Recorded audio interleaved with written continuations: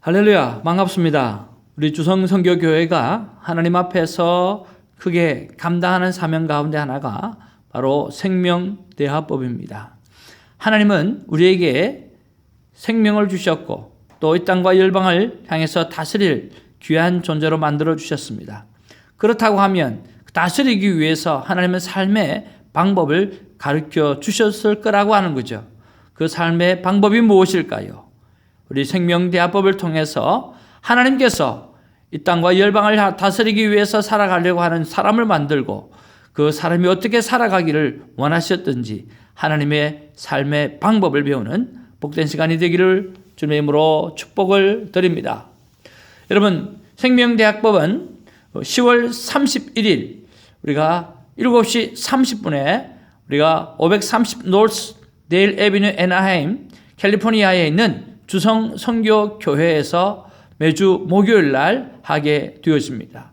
말을 하시는 모든 분들은 함께 참여하여서 오늘 어떻게 가정을 살리고 어떻게 내 인생이 하나님 앞에서 건강하게 그리고 하나님이 기뻐하시는 하나님의 자녀대로 자녀답게 살아가는가를 우리가 배울 수 있는 복된 시간이니 많은 분들이 참여해 주시기를 바라는 것입니다. 가정을 죽이는 대화가 있고 가정을 살리는 대화가 있습니다. 하나님 우리를 향해서 오늘 많은 이웃들을 살려내라고 말씀하십니다. 이 살려나는 그러한 생명의 대화법, 이것을 여러분의 삶 가운데 귀하게 습관화되기까지 애쓰고 노력하면서 나아가는 세미나가 바로 생명대화법인 것입니다. 나의 입술의 모든 말과 나의 마음의 모든 묵상이 주께 연락되어지기를 소망합니다. 천사의 말을 할지라도 우리가 사랑이 없으면 아무 무익한 것처럼 사랑을 담는 말, 그래서 생명을 살리는 말을 감당하는 우리가 되기를 주님의 이름으로 축복을 드립니다. 성경 잠언 4장 23절에 보니까 무릇 지킬 만한 것보다 더욱 내 마음을 지키라고 말씀했습니다. 왜냐고 하면 생명의 근원이 바로 이에서 나기 때문인 것입니다. 마음을 지키는 것, 생각을 지키는 것, 이것이 바로 생명의 근원이라고 말씀하고 있는 것입니다. 여러분, 회개라고 하는 말이 무슨 말일까요? 여러분, 회개는 죄스러운 생활 태도에서 탈피하여 바른 삶으로 완전히 돌아가는 것을 말합니다. 과거의 자신의 잘못을 뉘우치고 그 잘못을 결코 되풀이하지 않으려고 힘써서 살아가는 것을 말합니다. 오늘 기독교적인 회개의 의미는 이제까지의 잘못을 뉘우치는 것과 적극적으로 선을 행함이라고 하는 이 이중의 의미가 있다라고 하는 것이죠. 구약 성경의 용어로는 낙함, 뉘우친다라고 하는 뜻과 슈브, 돌아선다라고 하는 뜻이고, 신약 성경의 용어로는 메타노이아, 마음의 변화, 그리고 에피스톨로페라고 해서 행동의 변화를 말하고 있어요. 따라서 회개라고 하는 것은 생각과 마음의 방향을 바꾼다라고 하는 것입니다. 우리가 지난날의 삶이 잘못되어졌다고 한다고 하면 그 잘못되어지게 되어졌던 근원적인 생각이 있을 거예요. 아마 사단이 주는 생각이겠죠.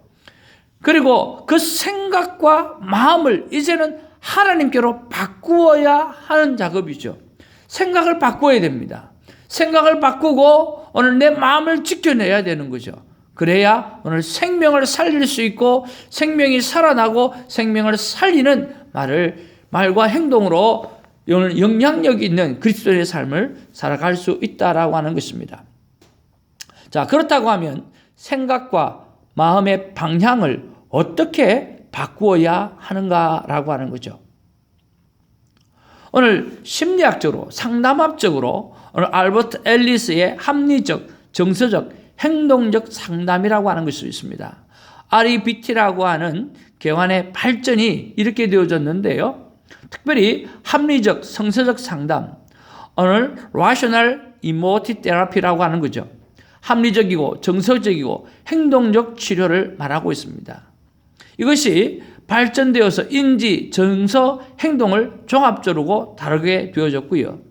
비합리적인 생각이 부적절한 정서로 이어지고 또한 부적절한 정서는 결국 부적절한 행동으로 이어짐으로 말미암아 합리적인 생각을 하도록 해서 그러한 합리적인 생각이 적절한 정서와 행동으로 바뀌게 하는 것이 REBT의 핵심인 것입니다.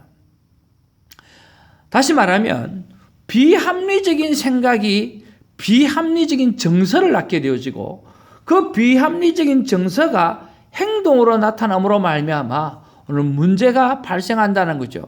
관계에 어려움이 발생해진다라고 하는 거죠. 그래서 이 알버트 앨리스가 그리고 아론 백이라고 하는 사람이 두 사람이 심리학자와 또 정신과 닥터 의사인데 이분들이 이 부분들에서 어떻게 오늘 비합리적인 생각들을 합리적으로 생각을 바꿀 수 있을까?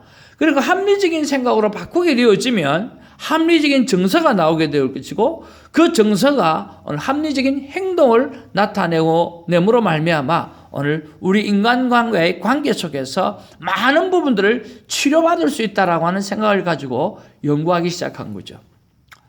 인간의 신념이나 생각 등 오늘 인지적인 면들이 정서와 행동에 영향을 미친다는 점을 강조했던 그러한 대표적인 이론이 바로 아론 백과 또 이 알버트 앨리스가 말하는 인지 정서 치료라고 하는 것입니다. 그러면 쉽게 말해서 도표로 바라보면 인지 모델이 무엇인가라고 하는 거죠.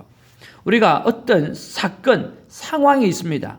어떤 상황이나 사건이 발생할 때에 우리 머리는 자동적으로 생각하게 되어집니다. 자동적인 어떤 사고를 하게 되어지죠. 그렇게 되어지면 거기에 대해서 반응을 하게 되어지는데 그 반응이 감정으로 드러나게 되고 행동으로 나타나고 또는 생리적인 변화로 나타나게 된다라고 하는 것입니다. 그런데 이 자동적인 사고 말입니다.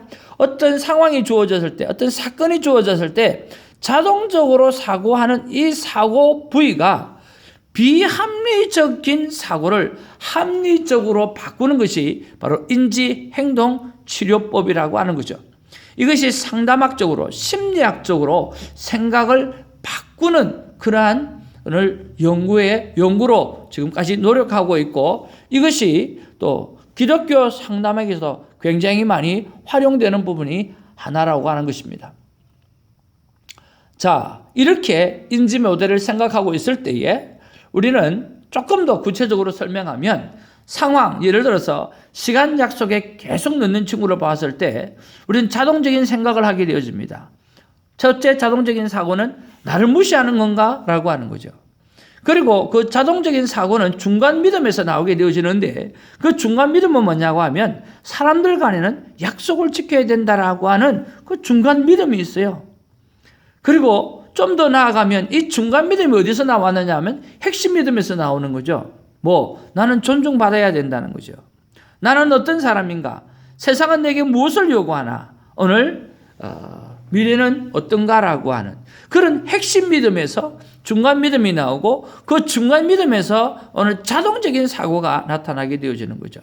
그랬을 때 오늘 정서는요 화를 내게 되어지는 거죠. 왜? 나의 중간 믿음이 나의 핵심 믿음이 나는 존중받아야 되는데 시간 약속을 계속 어기니까 이 사람은 나를 무시한다는 생각이 들게 되어지고 오늘 나의 정서는 화가 나게 되어지는 거죠. 또 하나의 예를 한번 살펴볼 게 있습니다. 똑같은 인지 모델 사건에서 우리는 또 하나의 사건을 봅니다. 상황은 책을 읽는 것입니다. 그런데 어떤 아이는 이 자동적인 사고가 이것은 너무 어려워. 나는 절대 이해하지 못할 것이다. 그러니까 반응들이 어떻게 나죠? 그 책을 너무나 힘들고 어려우니까 내 감정은 슬프게 되어지고 내 행동은 책을 덮게 되어지고 공부를 하지 않는다는 거죠. 그리고 생리적인 반응은 복부의 중압감을 느끼는 그런 생리적인 육체적인 반응도 일어날 수가 있다는 거죠. 이것이 정서적으로도 오늘 육체적으로도 병이 될 수 있다라고 하는 것입니다.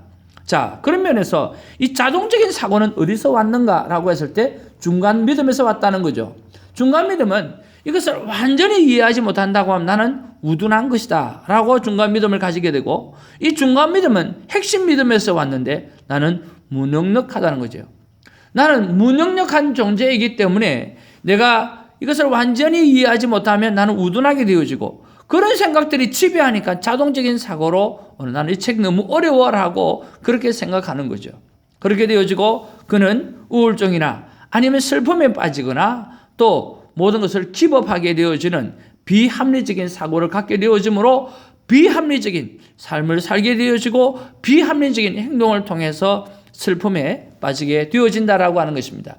이런 부분들에서 오늘 이 자동적인 사고가 왜 일어났는지 중간 믿음을 발견하고 그 중간 믿음이 왜 일어났는지 핵심 믿음을 발견하고 그 핵심 믿음을 비합리적인 핵심 믿음을 합리적인 핵심 믿음으로 바꾸게 되어지면 오늘 중간 믿음은 더 건전한 중간 믿음으로 그리고 자동적인 사고는 자동적인 합리적인 사고를 하게 되어지고 그 사람은 합리적으로 행동하게 되어지고 건강한 정서를 갖고 건강한 삶을 통해서 오늘 기쁨으로 회복되어 줄 수 있다라고 하는 거죠. 그래서 병까지도 치료받을 수 있다라고 하는 것이 바로 인지행동치료법이라고 하는 것이죠. 이렇게 심리학적으로 상담학적으로 생각과 마음을 바꾸는데 이렇게 많은 노력을 하고 있다라고 하는 것입니다. 그러면 자동적인 사고를 어떻게 바꿀까? 오늘 성경적인 방법은 없을까라고 하는 것이죠.